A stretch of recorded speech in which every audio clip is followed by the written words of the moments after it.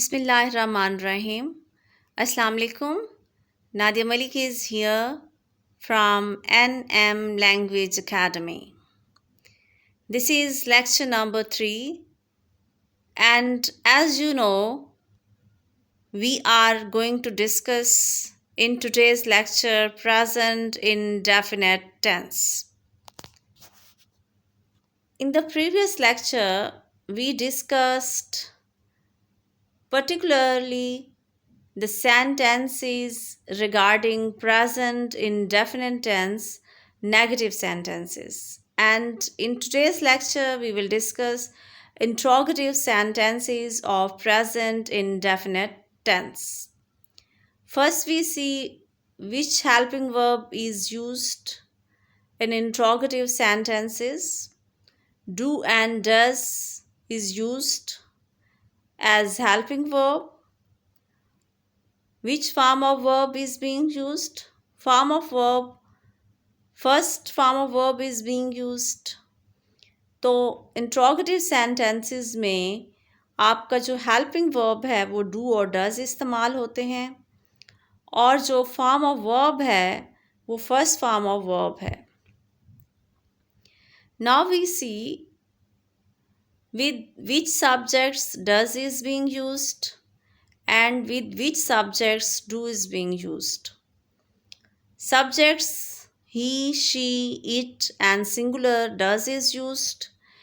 के जितने भी हमारे पास सिंगुलर सब्जेक्ट्स हैं वो नाउन भी हो सकते हैं और प्रोनाउन भी हो सकते हैं. जैसे कि ही, शी और इट हैं, इनके साथ हम डज इस्तेमाल करते हैं. Subjects like I, we, they, you and plural do is used. इसके अलावा जितने भी हमारे पास प्लूरल सब्जेक्ट्स हैं और I है और you है, इनके साथ हम do इस्तेमाल करते हैं. Now we see the structure of interrogative sentences of present indefinite tense. First is helping verb, then is subject, and after subject there is verb, and after verb there is object. So now we see the examples according to this structure. Do they play cricket? Do they play cricket?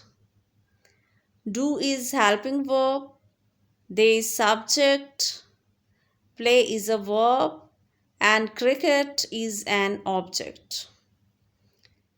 There is another example. Does Asad beat him? Does is helping verb, Asad is a subject, beat is a verb and him is an object. There are other examples that are relevant to present indefinite tense, particularly interrogative sentences. First example is, do I take my meal at night? Do is your helping verb and do is used with I. I के साथ जो helping verb इस्तेमाल होती है वो I है. Take my meal at night, कि क्या मैं रात के टाइम अपना खाना खाता हूँ. Do they do their work regularly. First do is helping verb, then there is subject they and after they there is do again as a verb. पहला डू हेल्पिंग वर्ब है और जो दे के बाद डू इस्तेमाल हुआ है वो आपका मेन वर्ब है. देयर वर्क रेगुलरली, क्या वो अपना काम बाकायदगी से करते हैं. Next example is, does she Singh a song. Does is helping verb and she is your subject and with she does helping verb is being used. तो इसलिए हमने यहाँ पे क्या है, शी के साथ जो है वो डज इस्तेमाल किया है कि क्या वो गाना गाती है। Do they fight with each other, क्या वो एक दूसरे के साथ लड़ाई करते हैं। Does Kamran solve the sum, Kamran singular है, नाउन है, इसलिए इसके साथ जो हेल्पिंग वर्ब हमने इस्तेमाल की है वो डज है। Next example is do the Hindus bury the dead. Hindus is your plural subject, therefore we used here do. तो हिंदू चूँकि आपका प्लूरल नाउन है, इसलिए हमने यहाँ पे डू इस्तेमाल किया कि क्या हिंदू मुर्दे को दफन करते हैं। Next we move to words and other important point, that is interrogative plus negative sentences. कि अगर आपके सेंटेंसेस इंट्रोगेटिव भी हैं और इंट्रोगेटिव होने के साथ साथ वो नेगेटिव भी हैं, जिसे हम उर्दू में सवालिया मनफी फ़िक्रे कहते हैं। तो अगर एक ही सेंटेंस आपका इंट्रोगेटिव भी है और नेगेटिव भी है, तो what would be the structure, इसका जो स्ट्रक्चर है वो क्या होगा। तो जैसा कि आप स्लाइड में देख सकते हैं कि first there is do or does means helping verb, सबसे पहले हेल्पिंग वर्ब यूज़ होती है। Then there is subject and after subject not is being used, and after not there is verb, and after verb there is an object। कि इसमें सबसे पहले हमने क्या करना है, हेल्पिंग वर्ब को यूज़ करना है, और हेल्पिंग वर्ब के बाद हमने सब्जेक्ट यूज़ करना है, और सब्जेक्ट के बाद नॉट यूज़ किया जाता है, और नॉट के बाद वर्ब यूज़ होता है, और वर्ब के बाद जो है वो आपका ऑब्जेक्ट इस्तेमाल होता है। The whole structure is same as we discussed in simple interrogative sentences, but the difference is that with after subject not is being used। कि जो आपका simple interrogative है और आपका जो प्लस नेगेटिव इंट्रोगेटिव है, उसका सिर्फ एक ही डिफरेंस है, और वो ये है कि आपने सब्जेक्ट के बाद जो है वो क्या लगाना है, नॉट लगाना है, नॉट यूज़ होता है। As we see in example, first example is does the girl not light fire.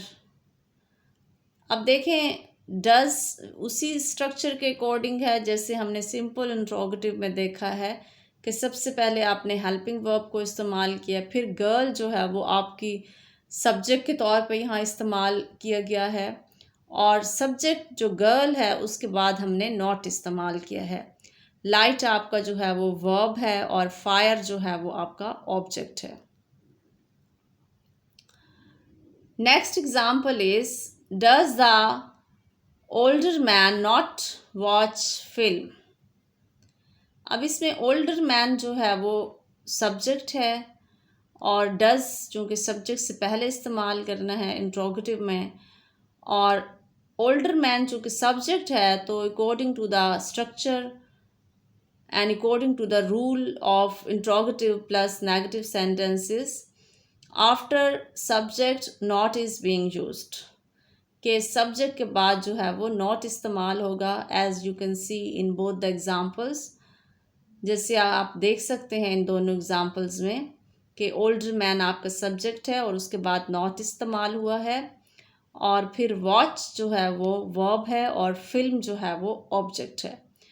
तो इसी तरीके से दोनों एग्जाम्पल में फर्स्ट में गर्ल आपका सब्जेक्ट था तो उसमें हमने नॉट इस्तेमाल किया था, और सेकंड एग्जाम्पल में ओल्डर मैन जो है वो सब्जेक्ट है तो उसके आफ्टर हमने नॉट इस्तेमाल किया है। तो आज के जो लेक्चर था वो ख़ास जो है वो प्रेजेंट इन डेफिनेट टेंस के इंट्रोगेटिव सेंटेंसेस के हवाले से था, simple interrogative sentences as well as negative interrogative sentences कि हमने सिंपल जो हमारे सवालिया फ़िक्रे होते हैं उनको भी देखा है और हमारे जो सवालिया मनफी फ़िक्रात हैं उनको भी हमने डिस्कस किया है। उसमें आपने जो पॉइंट नोट करना है वो यही है कि जब हम सिंपल नेगेटिव सेंटेंसेस को ट्रांसलेट करते हैं तो उसमें हम क्या करते हैं, हेल्पिंग वर्ब के आफ्टर नॉट इस्तेमाल करते हैं। लेकिन जो हमारा इंट्रोगेटिव नेगेटिव सेंटेंसेस होते हैं उसमें हम क्या करते हैं कि हम सब्जेक्ट के आफ्टर जो है वो नॉट इस्तेमाल करते हैं। ठीक है, जैसे हम इसी एग्ज़ाम्पल को जो आपको नज़र आ रही हैं उसको थोड़ा सा मॉडिफाई कर लेते हैं।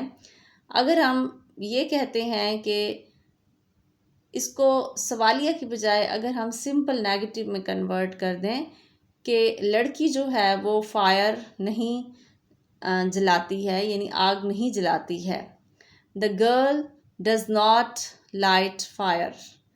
तो इसमें हमने क्या देखा कि डज के बाद हमने नॉट इस्तेमाल किया है। ठीक है, क्योंकि वो सिंपल नेगेटिव था।